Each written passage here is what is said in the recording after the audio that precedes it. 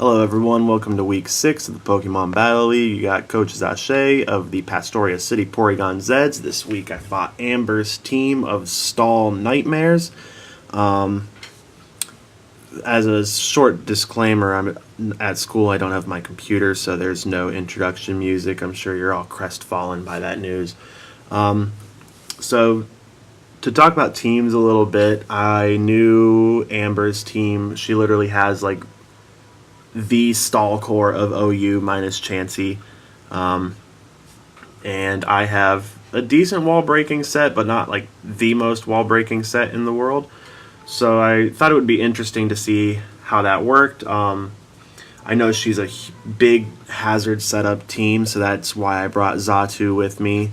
I'm also very poor at hazard control. That's why I ended up picking up Tentacruel a couple weeks ago and have yet to use it because again I just let it happen, man. So there's a little bit of hazard control in this battle, not too much. I went in with a game plan of Zache either helping to stall out the team or of Magearna and Greninja cleaning up. I figured this was going to be a tough it out long fight. So, yeah, I'll just jump into the battle, and we'll discuss the game plan from there. Nothing was super planned specifically for one Pokemon to do one much of anything against Amber's team. I figured I would have to wear them down consistently. So I start with my Celesteela, which is a fun set I was using. It's a pretty versatile set. It has a lot of coverage moves to just get some chip damage off on everything. So she leads with Couch Potato, the beautiful pink Toxapex. I know it's going to set up, and I immediately go into Xatu, and I get a Toxic Spike in for myself. So that's +1 to the hazards department for those keeping track at home. Baby Goblin the Xatu is able to scare out Toxapex, and I use this opportunity to set up a Calm Mind on the switch, although I was anticipating Sableye come out, and there's not much I can do to Sableye, so really, it could have been just as beneficial for me to go for a move like a Heat Wave, potentially to get some damage off on the Sableye, but getting it poisoned is just about as good, and Calm Mind doesn't hurt anything. So I'm going to switch out here because I know it's going to carry Knockoff, and I contemplated going into a couple of different Pokemon. Verzion was one of them, but I knew that it would carry Will-O-Wisp, and I didn't want to risk getting burned, so I figured the Pokemon who least cares about being burned is probably Magearna, carrying absolutely no physical attacks. Knocks off my Assault Vest, which is really not a big deal. Knockoff does very little damage, and that's the reason I did want to switch into Verzion, is to take advantage of that Justified bonus for absorbing the Knockoff.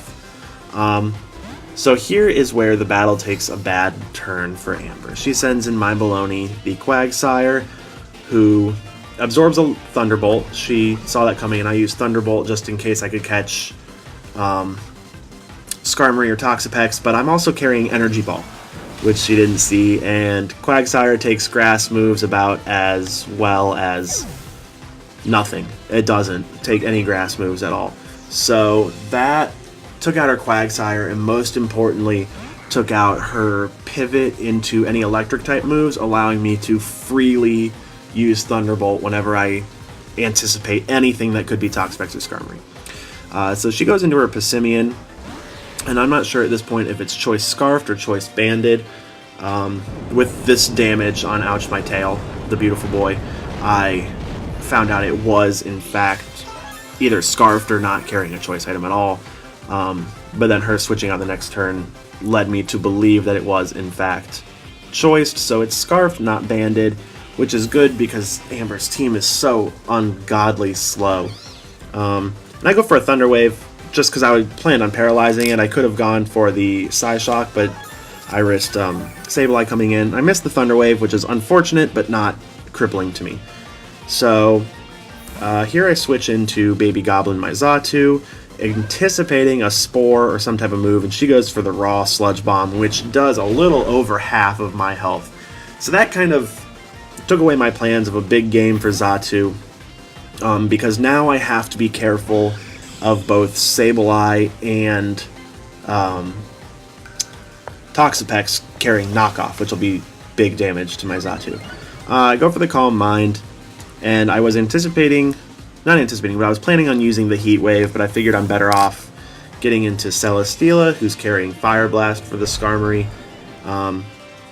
I didn't know if it was going to Brave Bird me or really just try to take me out, and I was trying to preserve my Pokemon at this point, so I just kind of let her set up as many layers of spikes as her heart desires on me, showing my affinity for hazard control, while I just go for the raw damage of Fire Blast, which I managed to hit not once, but I believe twice in a row. So Amber's smart. She didn't let Skarmory take 2 of those, and she sends out Toxapex, who can take a Fire Blast all day, every day, for her whole life. So that was a good switch. And here's another move oh, that's not what I expected to happen here. I switch into Virizion here, expecting the knockoff at this point. And I don't get it. I get Scald, and I'm crossing my fingers I don't get burned. And I got lucky. I did not get burnt. And Deerman can kind of take any hit. This lets Amoonguss switch in, which is unfortunate for her because I go for the raw Zen Headbutt. I'm actually carrying Psychium Z on this Virizion, but I'm afraid to use it because of that Sableye lurking in the back. So Virizion switches out, fearing that raw Sludge Wave, Sludge Bomb, and I get in Celesteela, who of course can take a Sludge Bomb. Like, I can't actually, it's immune. You know that. So she withdraws Eat It. I expect it this time. I could have gone for the Fire Blast. Instead, I go for the Earthquake I'm carrying, which does not a ton of damage, leading me to see that this is, in fact, a physically defensive Toxapex, not a specially defensive Toxapex, which is going to come in really handy for my Magearna carrying Thunderbolt. So that's what a lot of Earthquake was here. I knew that I wouldn't be able to kill it with the Earthquake. She'll switch it out in time and get the Regenerator boost up. She gets her Toxic Spikes off first. Again, showing my great skill at controlling hazards on my side of the field. But the important information that I gathered from this is that it is a physical Toxapex and someone is honking their horn outside.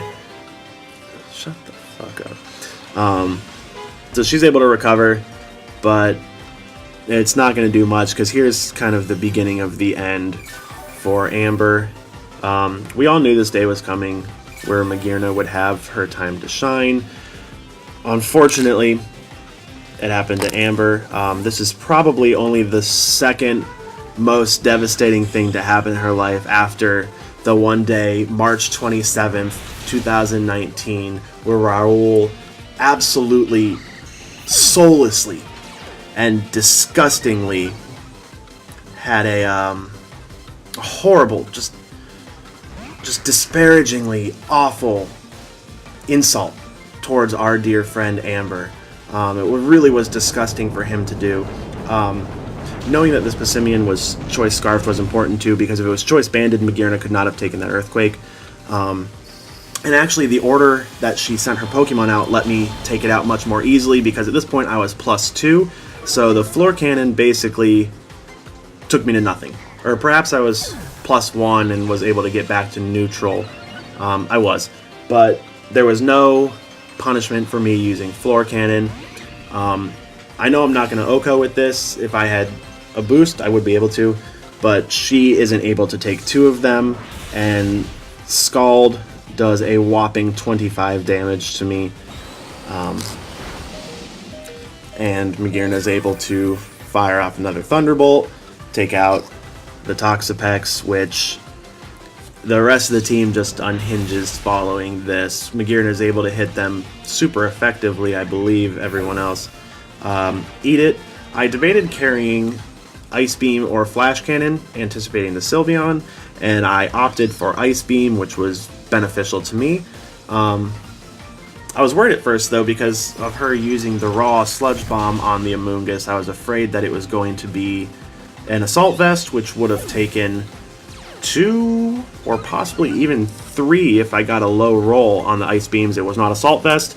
It took 1 ice beam, and I'm able to floor cannon a +2 floor cannon for Sableye, which it does not like. And that's going to be the end of the battle. So Amber did great setting up hazards, which would have really messed me up if Magearna wasn't such an overwhelming force of nature. I'm so sorry it had to come against you, but I'm so happy that Magearna was able to show up.